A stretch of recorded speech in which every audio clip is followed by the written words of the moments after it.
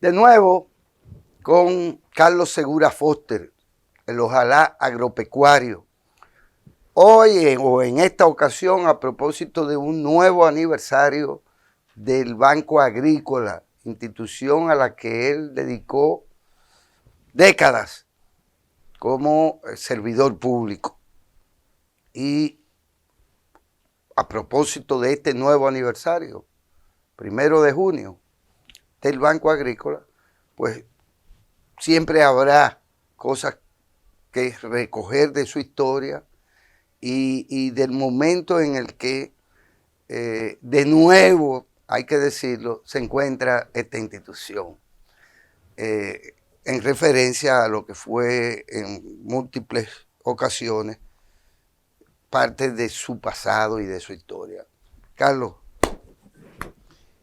Tú sabes que este aniversario 78, porque fue el 1 de junio de 1945 que se fundó esta institución, que jugó en el pasado y ha seguido jugando con sus altas y su bajas un papel importante en la producción agropecuaria. Para mí es un orgullo rememorar, porque desde el día 3 de junio del 64 yo he formado parte de ella. Ahora activo, otra retirado, pero viviendo lo que es esa institución, disfrutando sus éxitos, sufriendo sus problemas. Para mí es un orgullo personal que yo llegué como mensajero. Y a pesar de que cuando yo llegué había sido preseleccionado, por eso yo estaba haciendo la terminación de mi bachillerato, porque fui preseleccionado para ir a estudiar a la Unión de Repúblicas Socialistas Soviéticas, a la Universidad Patricio Lumumba, economía. Pero se me frustró eso, me dediqué a trabajar y felizmente la carrera que pude hacer me compensó esa falta de esos estudios. Así que yo me siento gratamente realizado de esa historia. Pero quiero referirme, porque el 78 aniversario y todos los aniversarios hay que recordar a gente que en épocas diferentes han aportado para esto. Primero, hubo 3 personas que desde el 1 de junio del 45 estuvieron ahí. Don Alfonso Rocha, salvadoreño, que fue el verdadero fundador y su primer administrador. Milagro Zorrilla González, que era su secretaria. Y don Alfredo Yeger, abogado prestigioso, que fue el primer consultor jurídico. A ellos rememoro, a todos los demás que han sido ejemplos. Y no puedo dejar de mencionar a algunos administradores generales que realmente fueron paradigmas para la institución, como es el caso del doctor Rafael Joven y José Andrés Ibar Castellanos, fallecidos. Otros aún viven. Para no pecar de cuestión, me voy a limitar solamente a agregar a otro fallecido que jugó un papel en una época, que es Manuel de Winfield. Esas 3 figuras ya fallecidas. Tengo presente también a los que viven, a don Mario Cáceres, a Mica Romero, a Adriano Sánchez, Tomás Hernández Alberto. Es decir, que de una manera u otra incidieron. Carlos, en beneficio de esa historia y para su conocimiento, el banco surge en el 1945, en la era del jefe. Y posteriormente, bueno, el doctor Balaguer, luego del 66, gobierna 22 años. Y es bonito, interesante, dejar constancia de cuál fue la visión que tuvo el dictador en su momento y el uso que hizo de esa institución, y posteriormente lo que aconteció, bien o mal, en aquellos años de gestión desinteresada, diría yo, de algún modo, despreocupada, de algún modo, del doctor Joaquín Balaguer. Bueno, si uno tiene que acogerse a lo que son los datos históricos, yo tengo la carta de motivación del generalísimo Rafael Leonidas Trujillo para la creación del Banco Agrícola. Estamos hablando de que se había fundado el Banco de Reserva en el 42, el Fondo Monetario para esa época. La humanidad había salido de la Segunda Guerra Mundial. Había que buscar un estímulo para el rescate de la producción. Y por eso aquí y en otros países como Colombia, El Salvador, Costa Rica, Cuba, nacieron instituciones especializadas para el financiamiento de la producción agropecuaria. Pero aquí no solamente fue para la producción agropecuaria. El Banco Agrícola inicialmente era Banco Agrícola e Industrial. Todas esas empresas que posteriormente fueron Colde, los ingenios, los ferrocarriles, todas esas cosas, la chocolatera, fueron manejadas por el Banco Agrícola, la Lotería Nacional. Sí, en el 65, los sueldos de la administración pública se pagaron en el Banco Agrícola. Estamos hablando de una institución que, entre otras, además de la producción, por ejemplo, yo rememoro siempre encuentros que tuve con don Cesario Contreras, que en paz descanse, recientemente fallecido, y me decía, yo soy ganadero por el Banco Agrícola, pero lo que yo más le agradezco al Banco Agrícola es que me financió la construcción de mi casa, mi vivienda, porque el Banco Agrícola también fue el hacedor de barrios enteros, Luperón, en Gascue. Bueno, esa es una historia que realmente está escrita, para mí me llena de orgullo, pero yo quiero... Todavía se depositan, ¿cierto? Sí, desde el 59 existe la ley de alquileres, que es responsabilidad del Banco Agrícola. Ahora se está en una fase de... Yo he oído mucho a las actuales autoridades, que por lo menos hasta que salí de mi casa, ni en la plataforma que yo visito todos los días, he visto la alegría de la celebración del día. Sí vi una entrevista de su administrador general que dice que el Banco Agrícola está entrando a la modernidad. Y yo he oído esa expresión de él mismo desde que llegó, de que fue designado. Pero ya van 2 años, 10 meses, creo. Sí. Es decir, que prácticamente estamos llegando a 3 años. Y yo le deseé aquella vez que lo dijo por primera vez, y le reitero ahora, que yo le deseo éxito. Pero esa no debe ser la prioridad, todas esas inversiones que están haciendo ahí. ¿Y se hacen realmente? Bueno, pero deseo que se hagan, y que se progrese, y que se avance. No voy a entrar en la cuestión. Lo que voy a reiterar es que, a pesar de las cifras que él dice que estadísticamente se reflejan de los préstamos del Banco Agrícola, coincidencialmente es la primera vez que el Banco Agrícola aumenta sus préstamos y no aumenta la producción nacional. Y te voy a conectar, porque hoy, además del aniversario del Banco Agrícola, estamos celebrando el Día de la Leche. Y yo quiero poner de ejemplo lo que fue la participación del Banco Agrícola en la producción de leche. Ya mencioné a don Cesario Contreras. Yo recuerdo a don Tano Aceval y don Arturo Biachi como gente preocupada por la producción de leche. Pero cuando Danilo llegó en el 12, aquí la producción de leche era poco más de 500 millones de litros de leche. En 8 años eso llegó a más de 900, rondando casi los 1.000 millones de litros de leche. Anualmente. Anualmente, obviamente. Estamos hablando de producción anual. Y algunas empresas icónicas, por ejemplo, haber convertido a Copesur en lo que es hoy y lo que era en el 12, fue parte de una visión que hay que conectarla también con Aganta, con la cooperativa de Cofedeganos de Santiago Rodríguez y con la de los ganaderos del Este. Entonces yo quiero realmente en este día del Banco Agrícola y de la leche desear que se concluyan los planes que se elaboraron en las visitas sorpresas de Danilo Medina para que realmente nuestro país, con las condiciones que tiene, se constituya en un país autosuficiente en la producción de leche. Pero que esa producción le genere beneficio al verdadero productor, que el valor agregado de la industrialización de la leche y la comercialización también sean parte de los beneficios de los productores, que fue lo que creó las cooperativas.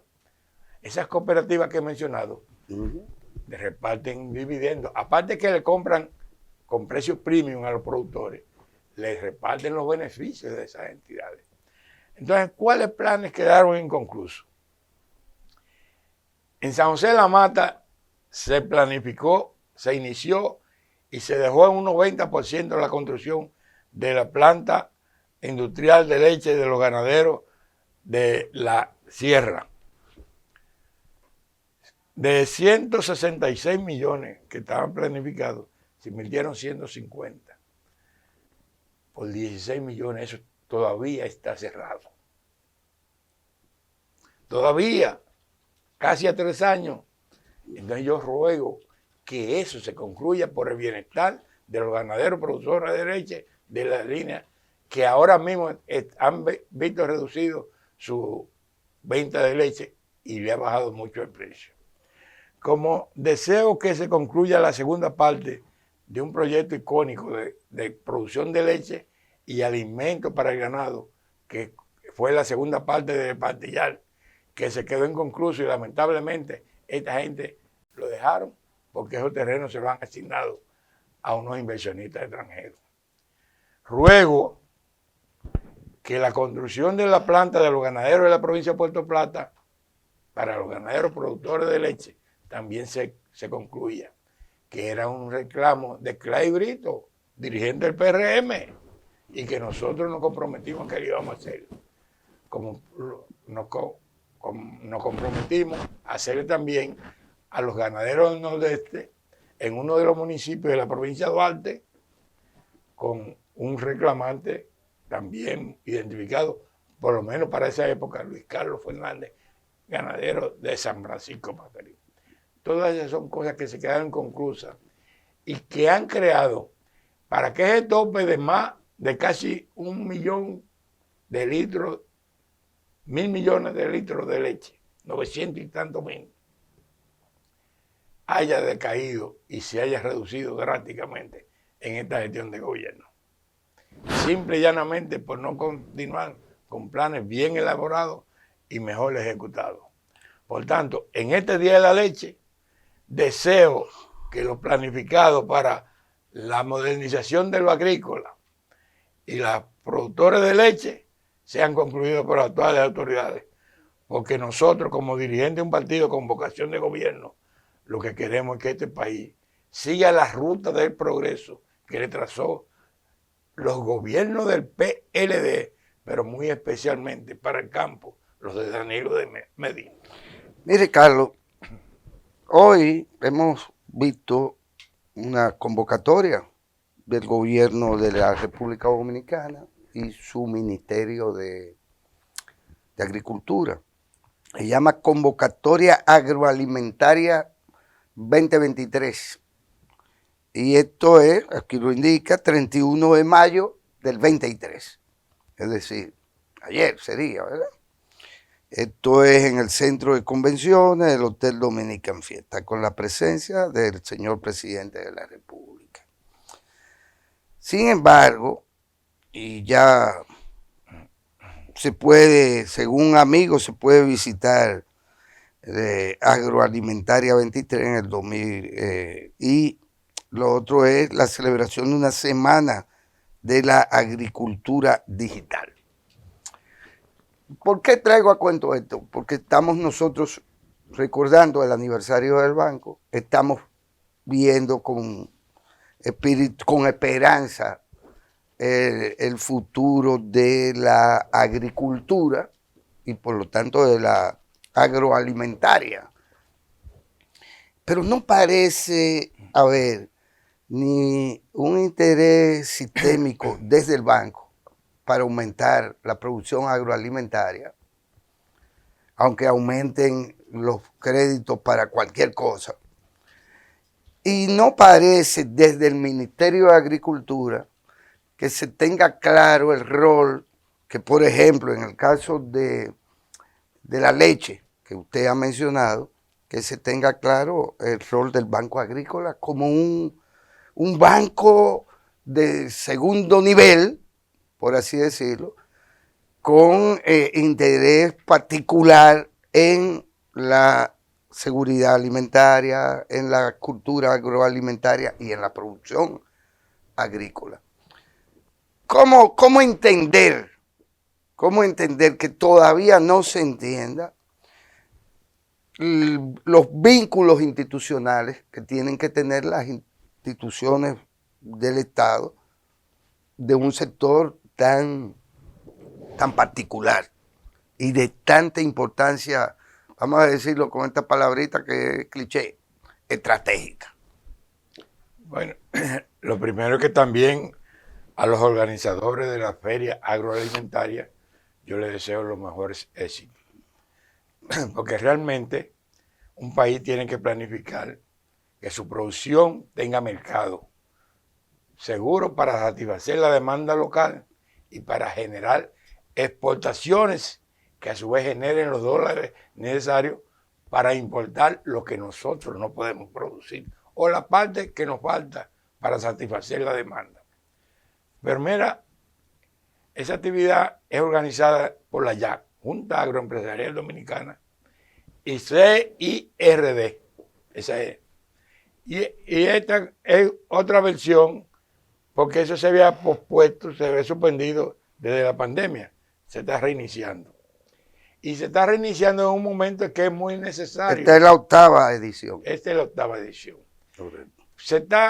Es muy necesaria porque aquí, por ejemplo, esa feria, que es una mesa redonda para buscar negocio de lo que nosotros producimos, es la salvación para esos agricultores que hoy están votando la producción en ambiente controlado, que dicho sea de paso, hoy están protestando frente al Banco Agrícola. Frente al Banco Agrícola. ¿Por qué están protestando? Porque el descuido de las autoridades en la parte sanitaria, tanto en la parte animal como en la parte vegetal, ha disminuido la calidad de productos que tradicionalmente nosotros habíamos conquistado en el mercado. Sí. Porque la cancelación de técnicos en primer lugar y el descuido por otro lado generaron que el uso de químicos, principalmente plaguicidas, diezmara la calidad de las mercancías que se estaban exportando. Y el mundo debe exigir mucha inocuidad, calidad e inocuidad. Y certificación. Y certificación. Entonces, eso se perdió por el descuido de las autoridades. Como se produjo la aparición 40 años después de la peste porcina africana, porque se descuidaron los controles sanitarios. Y esto yo quiero referirme, porque hoy vi en una de las páginas del Ministerio de Agricultura que han iniciado el programa de vacunación con una vacuna no certificada. Esa es la vietnamita. La vietnamita que está en prueba. Pero ya aquí la están aplicando. La están comprando. Ya la compraron. Ya la compraron. Se han especializado en comprar vacunas. Recuerde todas las que compraron para el COVID. Y vota que hay más. Sigue chupando, ¿qué más? Bueno, pero, óyeme, hay que desearle éxito. Porque es una mesa de negocios. Son mesas de negocios, pero que yo quiero reflexionar. A usted conquistar un mercado le cuesta un esfuerzo. Que se pierde, cuando se pierde, es más difícil ingresar. Es más difícil reconquistarlo. Así es. Porque ya no estigmatizaron. Ustedes no tienen cuidado. Yo recuerdo, recién iniciado el gobierno de Danilo, yo, por razones que todo el mundo, mis familiares conocen, no fui designado al inicio del gobierno, pero sí colaboré como asesor agrícola honorífico con el ministro de Agricultura. Y nosotros hicimos un viaje para calibrar las dificultades que nosotros teníamos con algunos mercados. Entonces, en el aeropuerto de Punta Cana, que es el que más pasajeros trae al país, nos encontramos con una empresa francesa que nos dice: nosotros quisiéramos comprar los tomates de aquí porque tienen mejor sabor, son más frescos, pero no podemos comprarlos porque lamentablemente lo que nos traen los comercializadores son de tamaño diferente. Y entonces nosotros tenemos que, al preparar la ensalada, ponerle los trozos de tomate en la ensalada del mismo tamaño. Entonces ahí comenzó la iniciativa de la transformación, de mejorar Genética. Y no solamente eso, sino de hacer las inversiones en la tecnología que nos permitiera, de las mismas fuentes de producción, agrupar por tamaño a los tomates para que en un solo corte, ¡pum!, todos salieran del mismo tamaño. Ahí vinieron las empacadoras, la plataforma y la clasificadora por calidad, color, Claro. y tamaño. Entonces ahí comenzó nuestro producto a ganar prestigio, y ese prestigio obviamente llegó a Europa, llegó a Estados Unidos, pero lo hemos perdido por lo mismo. Los técnicos de producción en ambiente controlado lo cancelaron, como cancelaron los que cuidaban los puertos, aeropuertos y fronteras, los médicos veterinarios. Y por eso aquí se ha perdido, y por eso aquí no llegó la peste porcina africana, y por eso ahora mismo tenemos un grado de mortalidad muy por encima por dos enfermedades endémicas, el Newcastle y la gripe aviar, de baja patogenicidad. Pero tenemos latente la amenaza, porque todavía seguimos siendo autosuficientes, seguimos con las benditas, por no decir malditas, importaciones de pollos desde Brasil y Estados Unidos, en donde entonces ya la gripe aviar de alta patogenicidad no tiene rodeado. Y nosotros hemos alertado, es una amenaza que se duplica con las importaciones, porque ese es el mayor riesgo. Usted trae aquí, como se dice, que se está trayendo carne de cerdo desde China, donde es endémica la peste porcina africana. Entonces, cuando usted comienza una vacunación, ¿qué es lo que usted ha hecho? Por ejemplo, el Newcastle no ha impedido a nosotros, a pesar de nuestra capacidad productiva, ser exportadores de pollo, porque desde 1972 no hemos podido eliminar eso, porque nos habituamos a la vacuna. Y cuando un país tiene enfermedad endémica que solamente se combate por vacuna, no tiene capacidad de entrar a mercado que no tiene esas enfermedades. Entonces, cuando ahora mismo nosotros teníamos una empresa porcina ya que podía competir a nivel del mundo con cualquiera, pero si comenzamos a vacunar, convertimos esa enfermedad en endémica. Lo que quiere decir que si salimos de esto y aumentamos la producción por encima de nuestra demanda, no vamos a tener mercado porque nadie nos la va a comprar. Don Carlos, por mera curiosidad, tuve contacto con un documental muy bueno sobre la producción lechera en los Estados Unidos. Y las estadísticas que se reflejan o que reflejan esa realidad hoy es una disminución brutal del pueblo norteamericano, del consumo del pueblo norteamericano de leche. Usted dice, pero ¿cómo? Han aumentado las... Y lo que se establece es que hay un desplazamiento en el consumo hacia los llamados, y en la producción hacia los llamados productos lácteos, que entran... Pero eso no es industrial, es la leche industrializada. Pero no es como leche. No es líquida. No es líquida. No es líquida. Tiene... El queso, yogur, mantequilla. Que va para cafetería, que va para esto, que va para lo otro, pero ya Ese niño, ese Daniel el travieso que se tenía que tomar un vaso de leche para irse a la escuela propiamente, pues ya eso no existe. Pero además, visto en ese paquete, se destaca incluso que en los últimos años ellos han tenido problemas en la producción de cierto tipo de leche como fórmula infantil, la llamada fórmula infantil. Sí, hubo una crisis en medio de la pandemia. Hubo una crisis considerable. No había. De cara a los temas que siempre tratamos sobre seguridad alimentaria, sobre consumo de bienes y rubros agrícolas producidos en el país.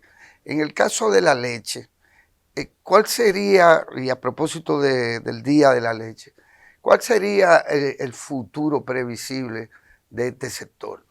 Queda claro que hay un gran y moderno grupo de empresas lecheras que tienen incluso un control, si se quiere, casi monopólico.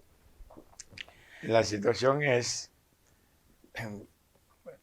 primero hay que amar el sector. Claro.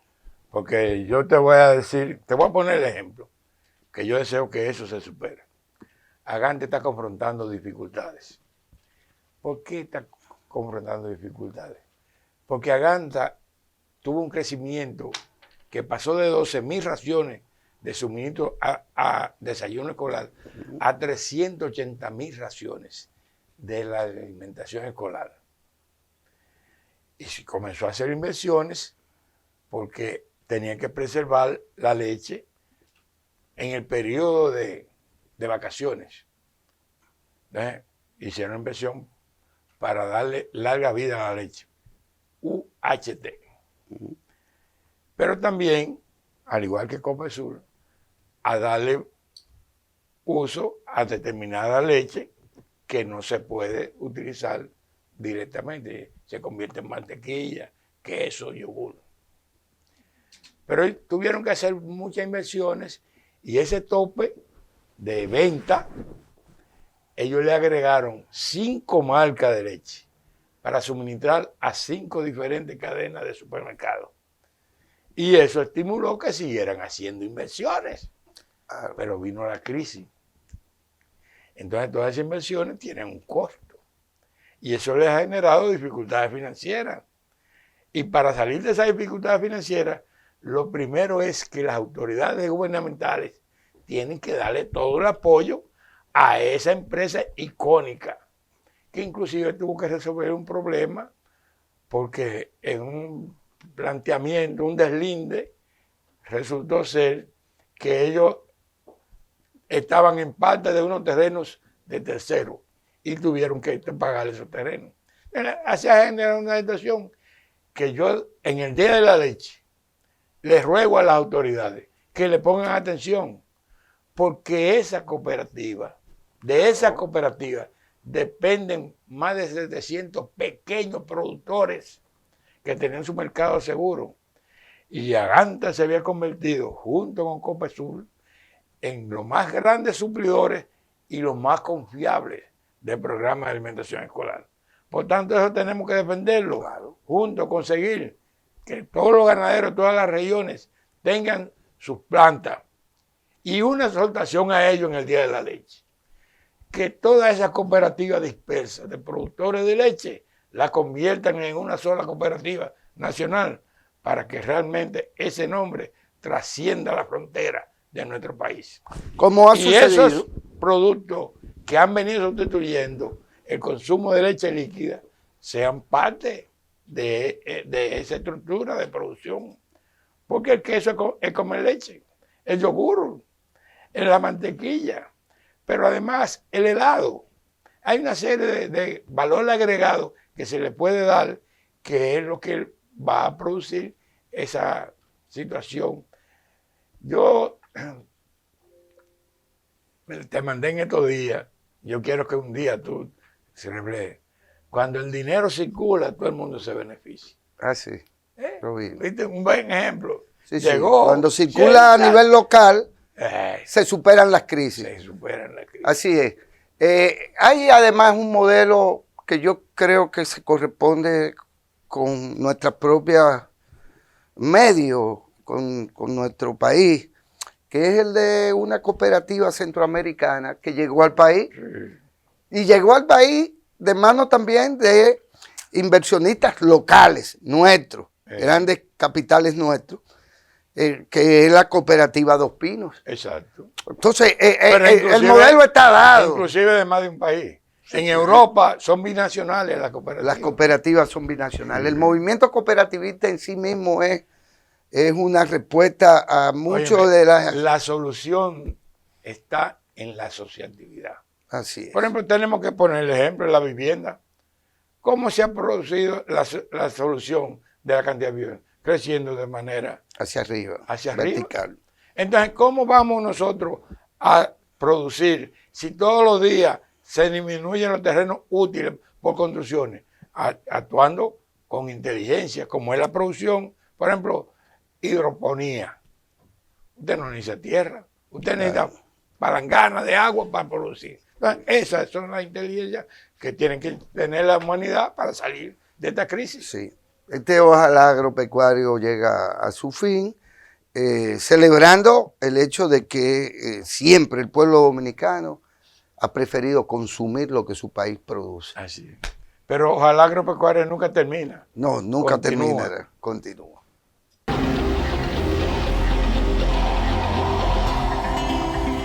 Telesanto Domingo, televisión con sabor dominicano.